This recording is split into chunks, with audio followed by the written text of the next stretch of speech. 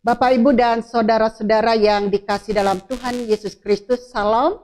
Salam sejahtera bagi kita semuanya pagi ini.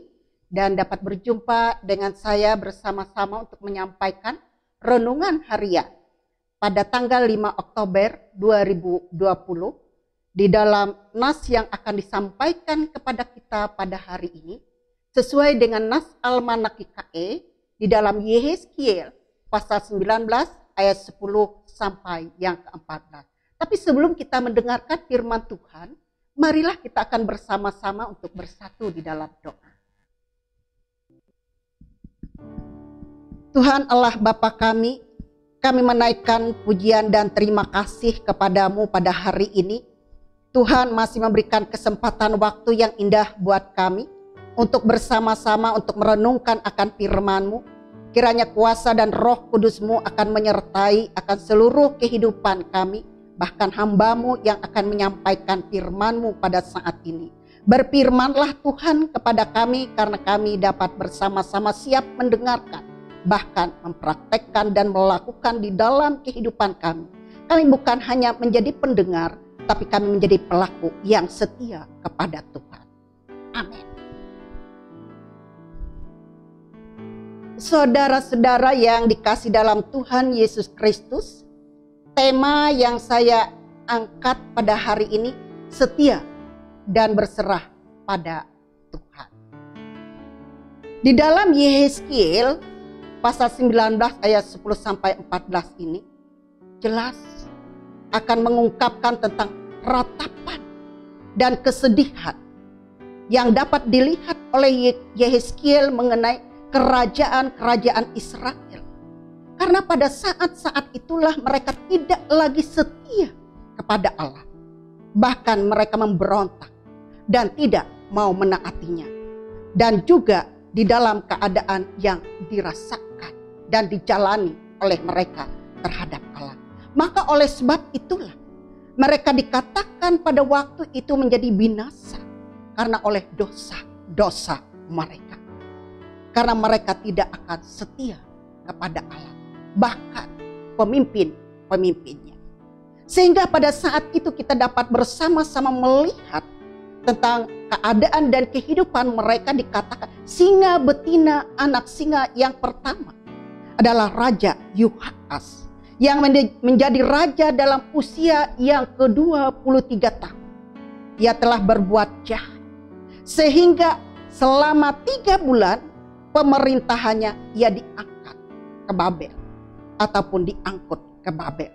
Dalam pembuangan oleh Raja Firaun Neko ke Mesir dan ia mati di Mesir. Itu dapat kita lihat dalam ayat yang pertama dan yang keempat. Dapat kita bandingkan juga dalam 2 Raja-Raja pasal 23 ayat 31 sampai yang ke-35. Dan kemudian sebagai ganti Yoahas, maka Yoyakim diangkat menjadi raja. Tetapi tidak lama lagi ia wafat dan diganti oleh Yoyakim. Itu dapat kita juga lihat di dalam 2 Raja-Raja pasal yang ke-24 ayat 24 sampai yang ke-20. Yoyakim berbuat sama seperti Yoahas atau raja yang terdahulu pada saat itu, yang tidak setia pada Allah. Sehingga ia juga dikatakan dalam 3 bulan pemerintahannya, dia akhirnya diangkut ke Babel, ke dalam pembuangan oleh Raja Nebukadnezar, Raja Babel.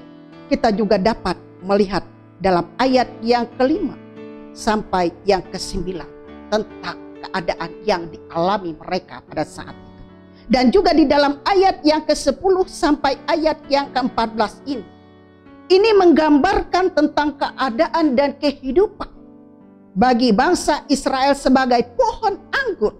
Tetapi salah satu cabangnya yang terlalu kuat membuat tercabut dan terbakar, yang akibatnya oleh tidak taat dan tidak berserah kepada Tuhan. Bahkan raja-rajanya pada saat itu, mereka hanya sibuk adalah melakukan keinginan hati mereka dengan kekuatan dan kemampuan mereka sendiri.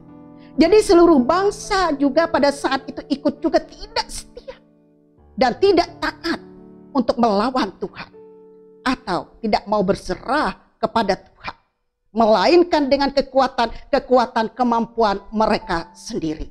Mereka tidak yakin dan tidak berharap kepada Tuhan dalam segala apapun yang mereka kerjakan dan mereka lakukan pada saat itu.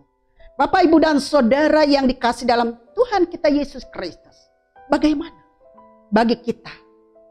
Apakah kita hanya mengandalkan kemampuan kita sendiri seperti bangsa Israel pada saat itu, yang telah menjadi pemimpin atau raja-raja Yehuda yang memberontak dan tidak taat kepada Allah dan melakukan keinginan dan kehendak mereka sendiri? Tetapi kita janganlah hanya mengandalkan kekuatan dan kemampuan kita sendiri. Semuanya itu akan menjadi kesia-siaan di dalam kehidupan kita apabila kita di luar keinginan kehendak Tuhan dalam kehidupan ini. Karena tidak adalah yang dapat berhasil, tidak adalah dapat sukses jika kita tidak mengandalkan Tuhan dalam kehidupan kita, tidak meyakinkan kepada Tuhan. Maka semuanya itu akan menjadi kesia-siaan dalam hidup kita. Bapak, Ibu, dan Saudara, hendaklah kita selalu tetap taat dan setia kepada Tuhan dan untuk berserah seluruh hidup kita dalam keadaan apapun yang kita alami pada saat ini. Baik dalam keadaan susah, baik dalam keadaan senang, baik dalam segala berbagai keadaan hidup, kita tetaplah setia dan percaya kepada Tuhan dan berserahlah kepada Tuhan, karena di dalam Tuhan ada suatu rencana yang indah dalam kehidupan kita. Diberikannya asal kita tetap taat dan percaya, menjadi kekuatan, pengharapan, dan penghiburan dalam kehidupan kita. Walaupun kita pada saat ini banyak mengalami tantangan, mengalami pencobaan, mengalami berbagai keadaan yang telah kita alami dan kita lewati. Tapi kita yakin dan percaya bahwa Tuhan tetap beserta kita dan memimpin melihara kita dan menguatkan dan memampukan kita dalam segala hal yang kita rasakan dalam kehidupan kita.